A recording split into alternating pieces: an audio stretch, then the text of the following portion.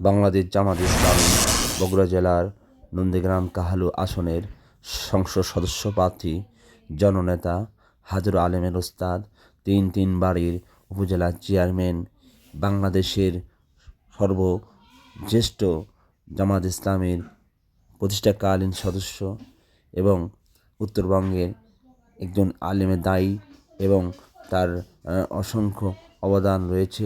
তিনি অসংখ্য স্কুল শিক্ষা প্রতিষ্ঠান তৈরি করে গিয়েছেন। তিনি অনেক গুণগাহী রেখে গিয়েছেন। তিনি একজন ছিলেন সত্য এনায়েত প্রতীক। তিনি একজন আল্লাহওয়ালা খোদাভীরু তাকওয়াবান ব্যক্তি ছিলেন। তিনি গত 1 জুন 2025 বগুড়া শহীদ হাসপাতালে তিনি ইন্তেকাল করেন। তো কাল শেষে লাখো মানুষ সমাবেত হয় এবং উক্ত সমাবেত উপস্থিত ছিলেন বাংলাদেশ ইসলামের সেক্রেটারি জেনারেল ইসলাম খান সহ আরো উপস্থিত ছিলেন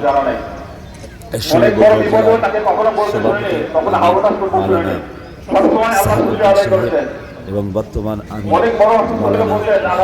আব্দুল হক সরকার এবং উপস্থিত ছিলেন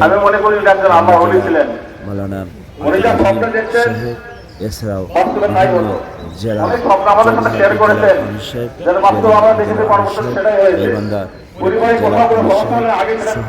আরো অসংখ্য গুণগাহী বক্তব্য।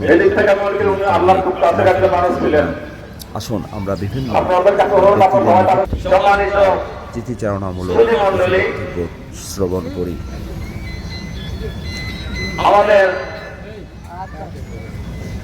মাওলানা সাহেব আলী সাহেব,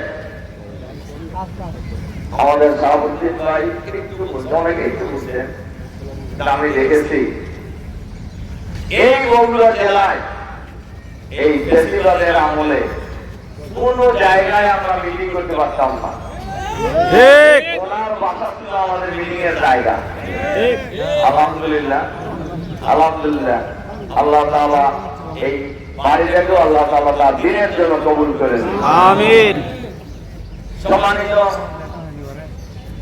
সুধী মণ্ডলী, বড় সাহেব আলী সাহেব খুবই জনপ্রিয় লোক ছিলেন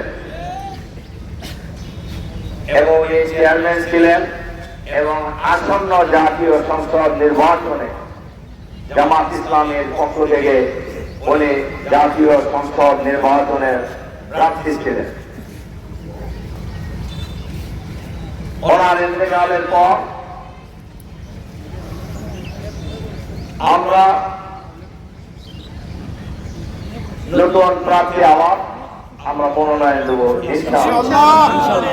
এখানে দুটো কথা বলে যায়, জামাত ইসলামীকে কেউ প্রার্থী হতে চাইলে তাকে প্রার্থী করা হয় না।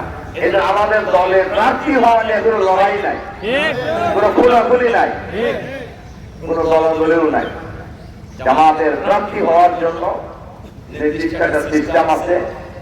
সেখানে লোকাল জনশক্তির মতামত সহ একটা নির্দিষ্ট প্রক্রিয়া মেনটেন করে জামাতের প্রার্থী নির্ধারণ করা হয়, যার কারণে জামাতের প্রার্থী কোনো জায়গায় কোনো গোলমাল হয় না।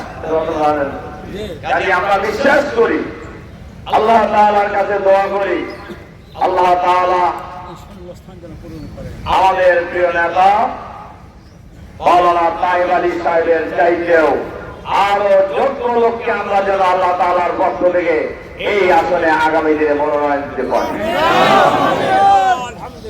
সম্মানিত সুধী মণ্ডলী, আল্লাহ তাআলার কাছে আমরা দোয়াও করব, সাহেব আলী সাহেব যে আদর্শ লালন করেছেন, যে আদর্শ কায়েম করার জন্য, যে আদর্শকে বিজয়ী করার জন্য ওনার আজীবনের সংগ্রাম ছিল।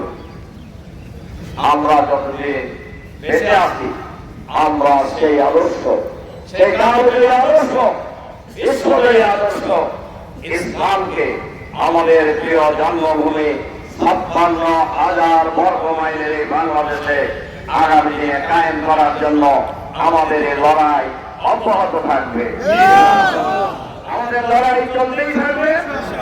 বাংলাদেশের জমিনে আল্লাহর দ্বীন বিজয়ী হবে, নইলে লড়াই করতে করতেই আমরা আল্লাহ দরবারে উপস্থিত হয়ে যাব।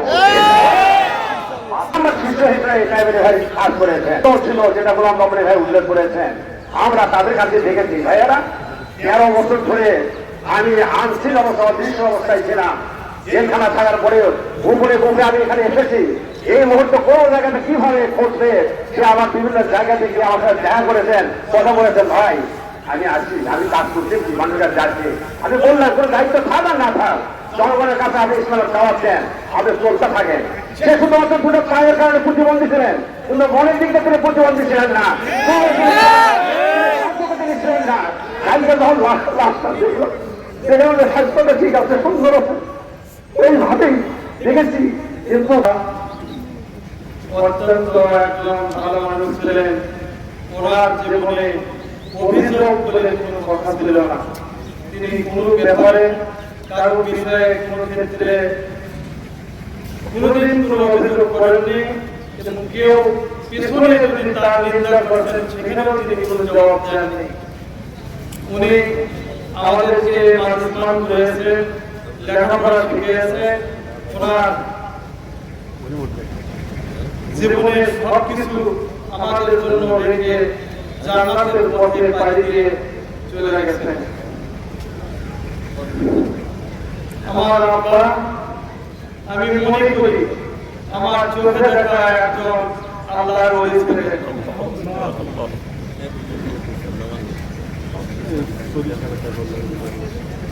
একটু সময় পেলেন কোরআন হাদিস নিয়ে তিনি লেখাপড়া করতেন, গবেষণা করতেন, সারা রাত জায়গা জায়গায় ইবাদত করতেন। ফজরের পরে একসাথে কোরআন পড়ার পরে একটু ঘুম পাড়তেন। আমার চোখে দেখা একজন আল্লাহর ওলিকে আমি এইভাবে দেখেছি। আমি অনেক সময় বলেছি, আব্বা শরীরে একটা হক আছে, শরীরে একটা হক আছে, এই হকটুকু একটু ঘুম পাড়তে হবে না। বলছেন তোমাদের সব কথা শুনলে আমাকে হবে না, আমার ইবাদত তোমরা আমাকে করতে দাও।